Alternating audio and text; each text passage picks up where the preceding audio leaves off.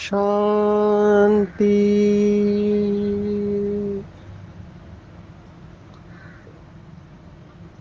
आज 21 जून 2024 भारत में शुक्रवार है। Today is 21st June 2024 and it's Friday in Bharat. आज की मुरली का जादुई रहस्य स्वयं को प्रेरणा देने के लिए magical secrets of today's Murli for motivating the self. आज विशेष अंतर्राष्ट्रीय दिवस है 21 जून। पूरे विश्व में अंतर्राष्ट्रीय योग दिवस के रूप में मनाया जाता है और ड्रामा प्लान अनुसार बाबा के दिल्ली के बच्चों ने बहुत अच्छी सेवा के निमित्त बने हैं, जो लाल किले पर आयुष मंत्रालय के साथ मिलकर बहुत बड़ा प्रोग्राम योग के ऊपर करने वाले हैं। हमारा स्टैंस ब्रह्मा कुमारी का शुरुआत से ही बहुत क्लियर रहा है। ज़्यादातर लोग योग माना प्राणायाम और आसन समझते हैं, और ब्रह्मा कुमारी बहुत स्पष्ट शब्दों में कहते हैं, एक तन के लिए योग और एक है मन को स्वस्थ बनाने के लिए। क्योंकि आत्मा शब्द को शायद कई लोग स्वीकार नहीं करें, इसलिए बहुत युक्ति से इन शब्दों का इस्तेमाल किया जाता है। तो तन के लिए तो प्राणायाम आसन आदि सब कुछ है, लेकिन मन के लिए राजयोग है। मैं इसे इस तरह से कहता हूं, अगर आप अष्टांग योग पतंजलि मुनि का स्टडी करेंगे तो भी पतंजलि ऋषि ने 8 अंग बताए हुए हैं, जिसमें यम नियम जो हमने कल ही देखे थे, और फिर प्राणायाम प्रत्याहार, आसन प्रत्याहार, धारणा ध्यान समाधि। तो इसमें से ज्यादातर लोग प्राणायाम और आसन को ही योग समझते हैं। हमने देखा जब तक यम नियम नहीं है, ये वैसे ही बात है कि कोई डायबिटीज की दवाई ले रहा है लेकिन उसका खाने के ऊपर परहेज नहीं है, तो उसका कोई मतलब नहीं है। और इस प्राणायाम और आसन करना माना 8 गोलियों में से केवल 2 गोलियां लेने के बराबर है, वो भी लोगों को फायदा दे रहा है। और लास्ट सबसे पावरफुल जो गोलियां है ध्यान धारणा समाधि, उसमें ब्रह्मा कुमारी की मास्टरी है। एक्चुअली प्रत्याहार ध्यान धारणा समाधि, ये पूरा अष्टांग योग बाबा हमको सिखा रहा है इनडायरेक्टली। बाबा मास्टरी की स्टेज में लेकर जा रहा है, पहले की सभी स्टेज को बाईपास करके, क्योंकि आपको पहुंचना है समाधान स्वरूप अवस्था के ऊपर। बाबा समाधि शब्द भी इस्तेमाल नहीं करता है, न बाबा ध्यान शब्द इस्तेमाल करता है, क्योंकि ध्यान माना बाबा ट्रांस कहता है। ध्यान दीदार ये शब्द बाबा का है, माना साक्षात्कार के लिए लोग ध्यान करते हैं, ये भी भक्ति मार्ग की आश है। तो धारणा शब्द बाबा इस्तेमाल करता है और समाधान स्वरूप अवस्था बाबा इस्तेमाल करता है। प्रत्याहार माना अपने इंद्रियों को जो बाहर भटक रही है वहां से खींचकर उन्हें कंट्रोल में रखना, ये बाबा स्वराज्य अधिकारी की बात कह रहा है, कंट्रोलिंग और रूलिंग पावर के बारे में। तो बाबा के शब्द और तरीका अलग है, भाव वही है। तो हमको ये सब बातें अच्छी तरह से समझानी चाहिए। और बाबा के कई सारे बच्चे अभी मैं देख रहा हूँ पूरे भारत में, हर स्टेट के अंदर आयुष मिनिस्ट्री या पतंजलि विद्यापीठ है या और भी कई योग सिखाने वाली संस्था है, उनके साथ मिलकर बहुत बढ़िया कार्यक्रम करते हैं। लेकिन फंडामेंटल बात ध्यान में रखनी है कि एक दिन आसन प्राणायाम नहीं करना है या एक दिन योग नहीं करना है। जैसे आज वरदान में बाबा ने कहा, आज के साकार मुरली में, कि निरंतर योग, निरंतर योगी रहना जरूरी है। तो आज की मुरली में बाबा ने कहा है, जो बाबा का स्लोगन है, ब्राह्मण सो फरिश्ता और फरिश्ता सो देवता।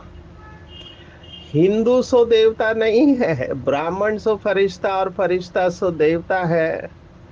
बाबा ने हिंदू धर्म शब्द कहाँ से आया है, ये आज की मुरली में वापस उसका राज बताया कि कैसे ओरिजिनल शब्द भारत है, हम इसको देखने वाले हैं। फिर बाकी सत्संग में और यहाँ क्या फर्क है, तो बाकी सत्संगों में कोई एम ऑब्जेक्ट नहीं होती है, और ही धन दौलत गवाते हैं और भटकते हैं।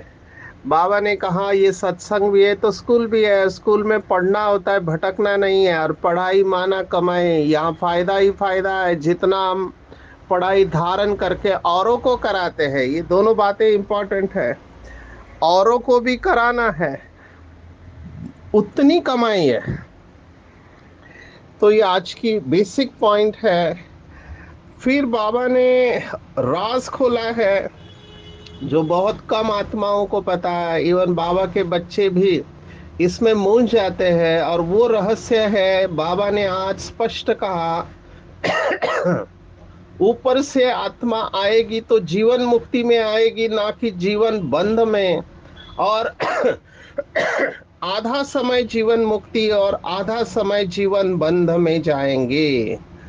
अभी पहला जन्म जीवन मुक्ति का होता है, लेकिन आज बाबा कह रहा है आधा समय जीवन मुक्ति में जाएंगे और आधा जीवन बंध में। इसका विस्तार हम देखने वाले हैं। बेहद के बाप को न जानने के कारण बाबा ने तुच्छ बुद्धि कहा है। हम भी तुच्छ बुद्धि थे, अभी स्वच्छ बुद्धि बन रहे हैं। और भक्ति मार्ग में दान पुण्य करने से राजा बनते हैं, राजा के पास जन्म लेंगे, और हम पढ़ाई से राजा बनते हैं, ये दोनों फर्क है। देवता धर्म की लोक संख्या इस समय कम है क्योंकि सब कन्वर्ट हो गए। बाबा ने कहा बौद्धी, मुसलमान और क्रिश्चियनिटी में कन्वर्ट हो गए। हम ये आदमशुमारी देखने वाले हैं। और स्वदर्शन चक्र के बारे में बाबा ने कहा, श्री कृष्ण, नारायण और विष्णु को स्वदर्शन चक्र दिया है, जितना ये फिरेगा उतना पाप भस्म होंगे। ये भी बहुत इंपॉर्टेंट है। केवल बीज रूप अवस्था से ही नहीं, लेकिन स्वदर्शन चक्र घुमाने से भी पाप भस्म होते हैं।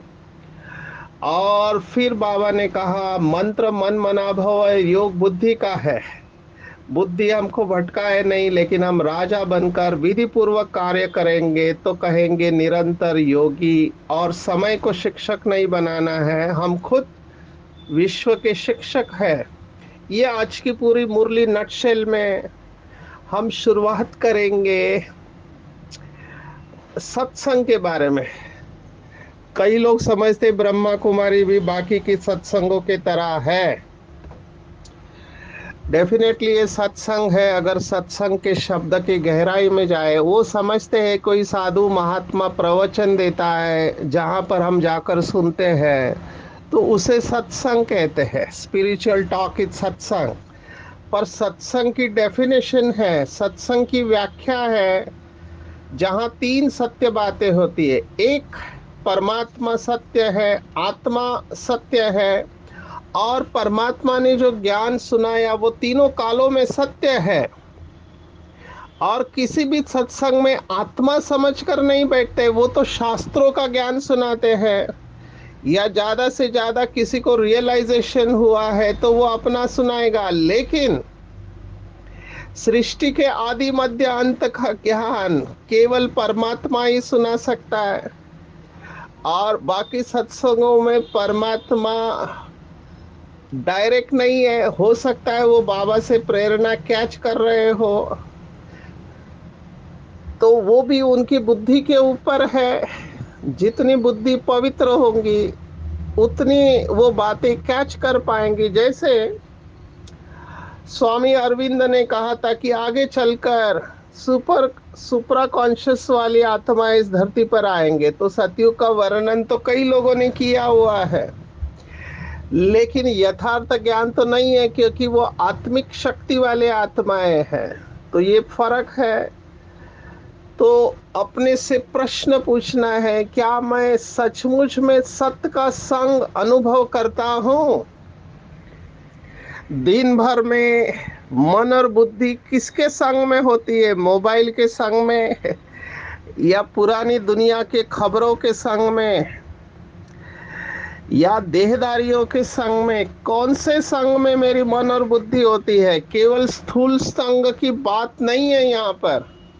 मुख्य बात है मन और बुद्धि का संग क्या है, मन और बुद्धि के अंदर क्या चल रहा है, दिल में क्या चल रहा है।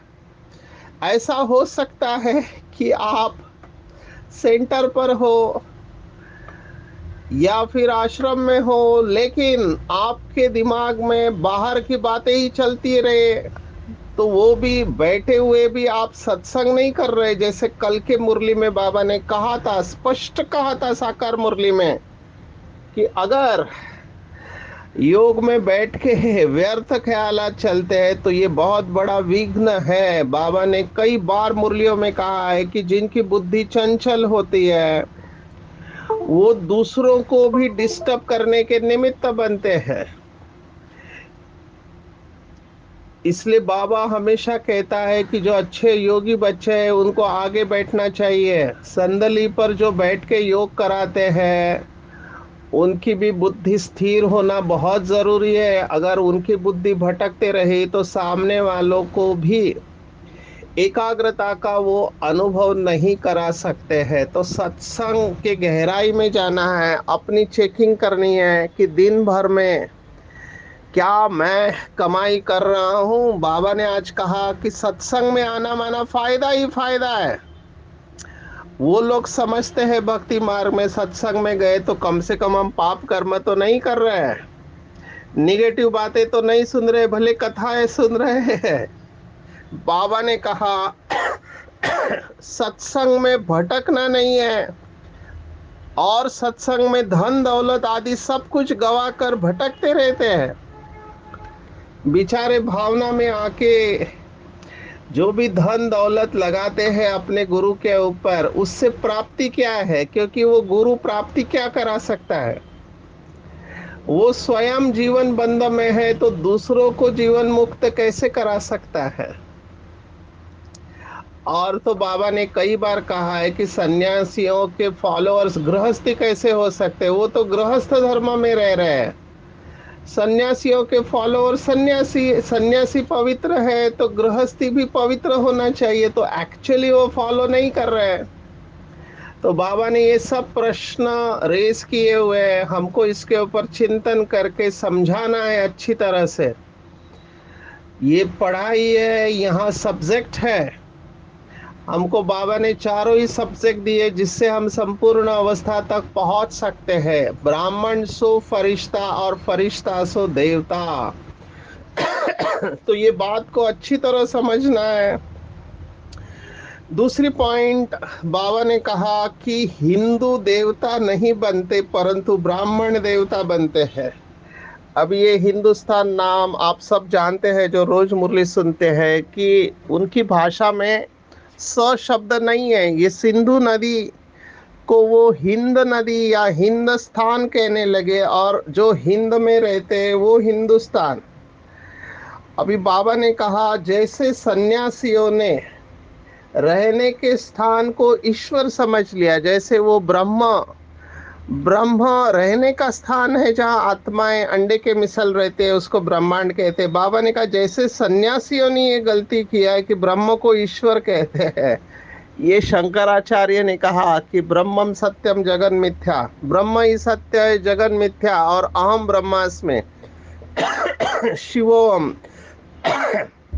तो जैसे सन्यासियों ने ब्रह्म को ईश्वर समझ लिया, ऐसे यहाँ रहने वालों ने, हिंदुस्तान में रहने वालों ने अपने को हिंदू कहना चालू किया। बाबा ने एक मुरली में प्रश्न पूछा कि अमेरिका में रहने वाले अपने धर्म को अमेरिका धर्म नहीं कहते हैं, या यूरोप वाले यूरोप धर्म नहीं कहते, ऑस्ट्रेलिया धर्म नहीं है।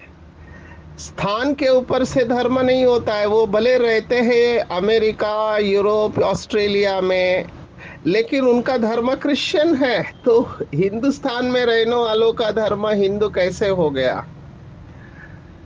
आप सबको पता है, बाबा ने सावरकर, वीर सावरकर को पत्र लिखा था, क्योंकि उन्होंने सनातन संस्था की स्थापना की थी। तब बाबा ने कहा कि ये सनातन देवी देवता पूरा लिखो, आदि सनातन देवी देवता धर्म। तब सावरकर जी ने जवाब दिया था कि हम अपने को देवी देवता नहीं कह सकते, क्योंकि हमारे अंदर वो पवित्रता नहीं है। ये उनकी महानता, विशालता है, जो उन्होंने एक्सेप्ट किया कि हमारे अंदर वो पवित्रता नहीं है। तो आदि सनातन देवी देवता धर्म है, ना कि हिंदू धर्म। और हमारा गीत भी है, आपने सुना होगा, जहां डाल डाल पर सोने की चिड़िया करती है बसेरा, वो भारत देश है मेरा, हिंदुस्तान देश है मेरा। ये गीत नहीं है। भारत, वैसे हिस्ट्री बताते हैं, भरत राजा के ऊपर से भारत आया है, और भारत बाबा ने कहा अविनाशी खंड है। अगर आप मधुबन गए हैं तो शांति स्तंभ के पास एक मैसेज लिखा हुआ है कि भारत सर्वश्रेष्ठ तीर्थ स्थान है, क्योंकि परमात्मा, गॉड, अल्लाह, ईश्वर केवल भारत में आते हैं। और भारत खंड अविनाशी है, बाकी सब खंडों का विनाश हो जाता है, लेकिन भारत का कभी भी विनाश नहीं होता है। भारत शब्द का अर्थ है भा माना प्रकाश, रथ माना देने वाला। जो पूरे विश्व को प्रकाश देता है उसे भारत कहा गया है। आज के मुरली में आया है कि ज्ञान सूर्य प्रकटा, अज्ञान अंधेर विनाश। तो द्वापर कलयुग में अंधियारा है, और आधा कल्प सतयुग त्रेता में प्रकाश है। तो भारत पूरी दुनिया को प्रकाश देने वाला है। कल के इंटरनेशनल योग डे पे लोग भारत की तरफ देख रहे हैं। अभी सभी लोग ऑल ओवर वर्ल्ड, इसके ऊपर डेटा है, लोगों ने योग चालू किया, हालांकि योग को योगा कर दिया उन्होंने, और ये भी एक बिजनेस का साधन बन गया है। जबकि भारत में ऐसे कहते हैं कि भारत में जो 7 लाख के ऊपर गांव थे, तो हर गांव में एक गुरुकुल होता था, और वहां पर योग विद्या फ्री में सिखाई जाती थे।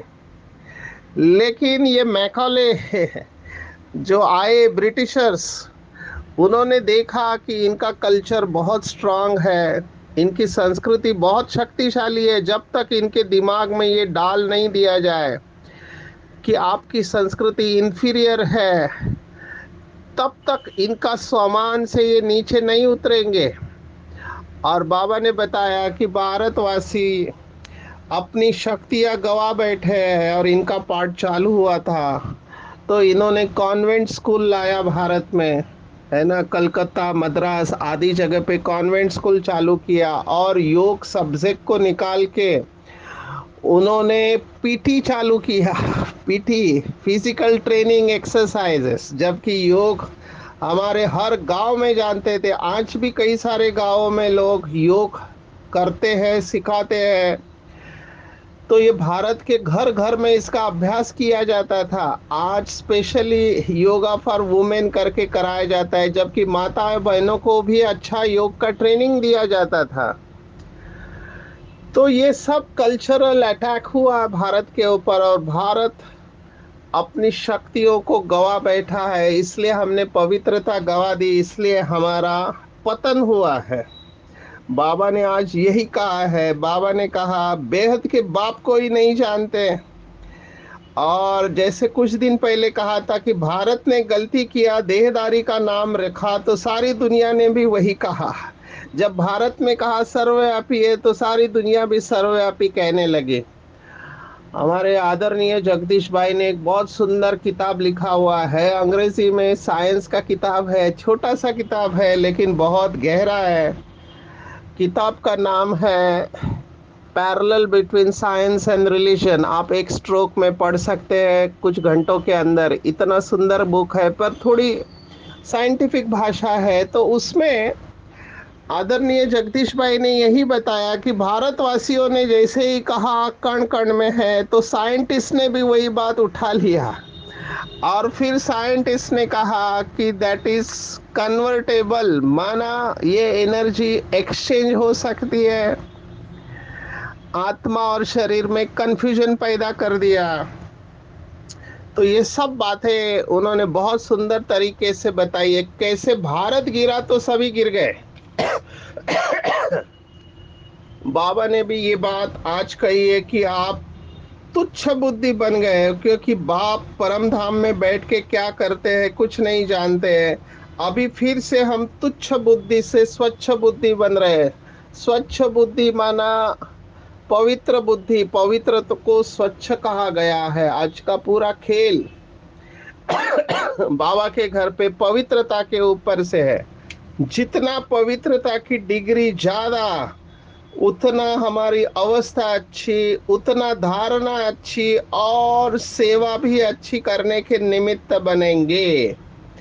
मेजॉरिटी आत्माएं पवित्रता में फेल होते हैं। पवित्रता सुख शांति की जननी है। अगर हम सुख शांति की अवस्था से नीचे उतरते किसी भी कारणवश, तो समझना चाहिए पवित्रता के स्टेज में परसेंटेज है। तो इसको चेक करेंगे, अपनी अवस्था को चेक करेंगे। पहले पहले बाबा ने कहा बाबा का परिचय देना है, क्योंकि बाकी की बातें कोई नहीं मानेंगे। कुछ दिन पहले बाबा ने कहा था कि जैसे ही बाप का परिचय मिला वो और कोई चित्र देखना नहीं चाहेंगे। ऐसे भी आत्माएं आएंगे। और सभी धर्मों वालों को आपको समझाना है। क्यों समझाना है? क्योंकि बाबा ने कहा देवता धर्म के कन्वर्ट हो गए, बौद्धी, मुसलमान, क्रिश्चियन, तलवार की जोर से भी मुसलमान बने हैं। हर एक ने अपने धर्म में कन्वर्ट किया हुआ है। बुद्ध की आत्मा या बौद्धि जो स्पीच देते थे तो हजारों बुद्धिस्ट बन जाते थे। ये ड्रामा एक्यूरेट है, लेकिन इन सब आत्माओं को वापिस अभी आना है। आप जब भारत में घूमते हैं तो पता चलता है कि कैसे लोगों को कन्वर्ट किया जाता है। हर एक का अपना तरीका है। जैसे आज बाबा ने कहा तलवार की धार से, तलवार की जोर से कई लोगों को कन्वर्ट किया। तो क्रिश्चियनिटी उनका तरीका अलग है। वो गरीब लोगों को पकड़ते हैं, आदिवासियों को पकड़ा है उन्होंने और सबको कन्वर्ट किया है, क्योंकि उनको खाने पीने को कुछ नहीं है। और कई तो भोले भाले हैं। एक रेवरेंड फॉर लाइफ करके कॉन्फ्रेंस था, उसमें एक जैन साध्वी ने सुनाया कि उड़ीसा के आदिवासियों को कैसे कन्वर्ट किया जाता है कि वो दो मूर्तियां लाते हैं, एक क्राइस्ट की और एक श्री कृष्ण की। श्री कृष्ण की मूर्ति पत्थर की होती है और क्राइस्ट की लकड़ी की। पानी में दोनों मूर्तियां डालते हैं, तो ऑब्वियसली जो श्री कृष्ण की मूर्ति है पत्थर की है तो डूब जाएगी, और क्राइस्ट की तैरते हैं। फिर वो कहते हैं कि जो भगवान खुद को नहीं बचा पाया वो तुमको क्या बचाएगा। ऐसे क्या क्या तरीके इस्तेमाल करते हैं। उनको खाने का लालच देते हैं, धन का लालच देते हैं। तो हर एक का अपना तरीका है, लेकिन हमको बाबा के ज्ञान के आधार पर पता है कि चाहे कुछ भी हो जाए, ड्रामा प्लान अनुसार जो आत्मा जिस धर्म की है उसे उस धर्म में आना ही है। अभी देखो बाबा के कितने सारे बच्चे क्रिश्चियन धर्म से है, मुस्लिम धर्म से है। मुझे तो शौक लगा ये मुरली रहस्य जब वहाँ अबू धाबी में सुन रहे हैं, तो अरब बाबा के बच्चे मुरली पढ़ रहे हैं, अरब बच्चे हैं। तो जितने भी दूसरे धर्म में गए हैं उनको वापिस आना है, भले वो बुद्धिस्ट हो जैसे जापान और चाइना।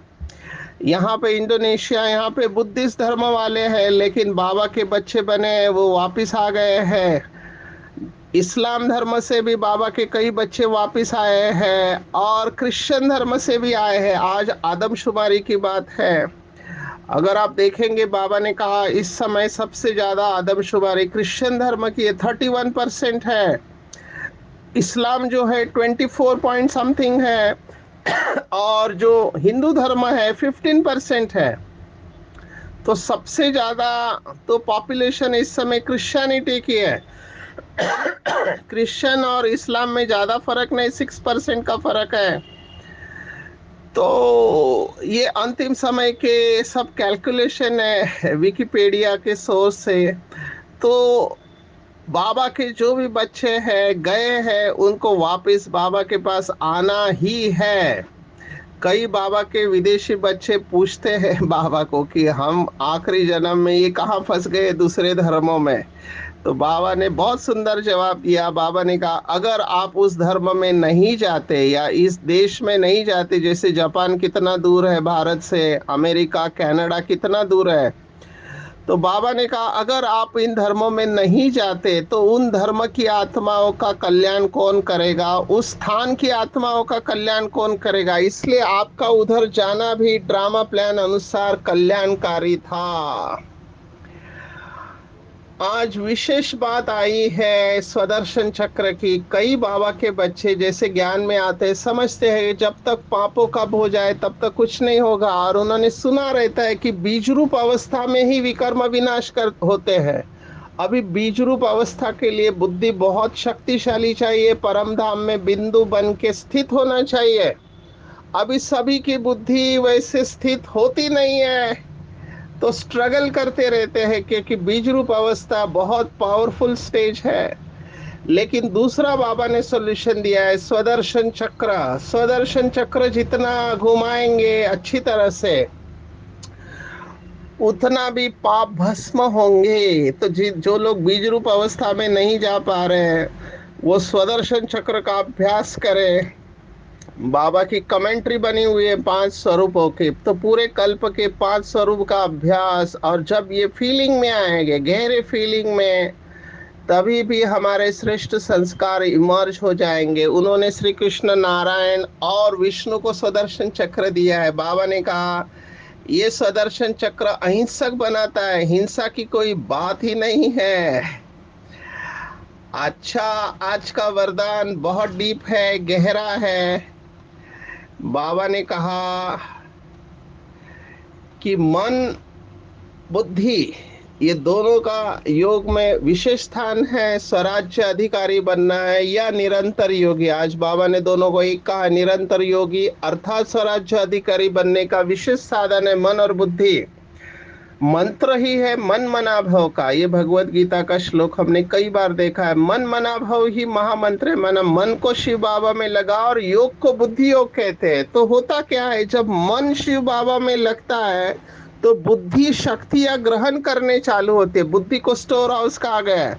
बुद्धि में धारणा होती है, लेकिन लगता मन है। तो जाता मन है, मन देखता है, मन की आंखों ने देखा, और बुद्धि ग्रहण करना चालू करती है। तो ये विशेष आधार है। जितना ये दोनों शक्तियां हमारे कंट्रोल में रहेंगे, उतना बाबा ने कहा जो संकल्प जब करना चाहो, जैसे करना चाहो कर सको। बुद्धि को जहां लगाना चाहो, जहां लगा सको। बुद्धि आप राजा को भटकाए नहीं, विधि पूर्वक कार्य करेंगे तब निरंतर योगी बनेंगे। तो चेक करना चाहिए क्या मैं विधि पूर्वक योग करता हूँ। बाबा ने इसके ऊपर भी मुरलियां चलाई है, यथार्थ योग क्या है। तो आज जैसे बताया, मन को शिव बाबा में लगाना है, बुद्धि से ग्रहण करना है शक्तियां। इसके ऊपर और भी चिंतन कर सकते हैं। समय को शिक्षक नहीं बनाना है कि समय पर सब ठीक हो जाएगा। अभी थोड़ा मेरे पेपर चल रहे, लास्ट में मैं डबल पुरुषार्थ करूंगा, कल करूंगा।